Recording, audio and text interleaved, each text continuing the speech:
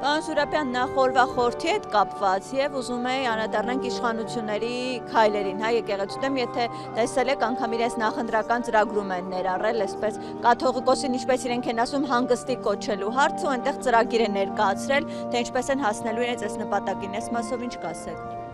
Դե նախորվա խորհրդի մասին ինչ ասեմ, սա կյանքի վերանորոգման խորհուրդն է, մեր հավատի խորհուրդն է,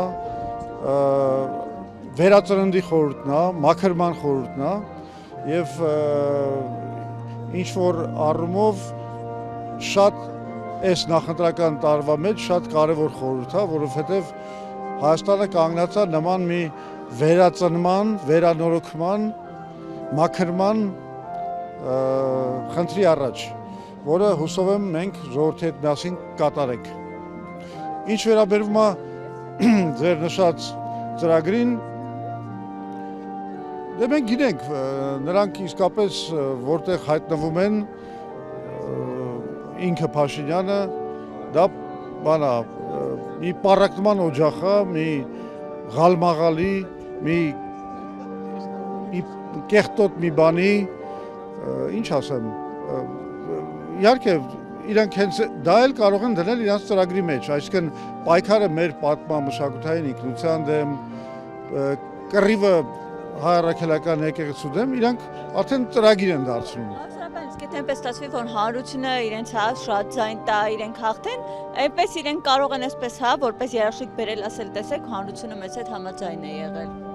Ես կներեք շատ վատ լսեցի, նորից ասեք։ Նկատի ունեմ, որ եթե իրենց նախընտրական ծրագրում կա ու հանրությունը իրենց շատ քվետ ընտրությունների արդյունքում իրենք հաղթեն, սա որպես երաշխիք կբերենք, ասեն մենք մարդկանց մանդատը ունենք հանրություն։ Չէ, հաղթանակը իհարկե թույլ չի կարելի տալ, որովհետև իսկապես այս պետք է գիտակցենք բոլորս, կանգնած ենք հայոց պետականություն լինելու չլինելու հարցի առաջ։ Առավելևս հաշվի առնելով այն փոթորիկները, որ ամբողջ մեր երկրի շուրջ, ընդհանրապես աշխարհում տեղի են ունենում, սա ամենավտանգավոր պահերից մեկն է մեր պատմության մեջ։ Եվ եթե այս մարդը, որը արդեն բազմաթիվ աղետներ բերել է մեր գլխին,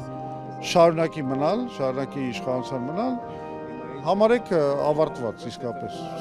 Սա բոլորիս պետք է ոտքի կանգնեցնի, բոլորիս պետք է մոբիլիզացնի, որ սա թույլ չտանք։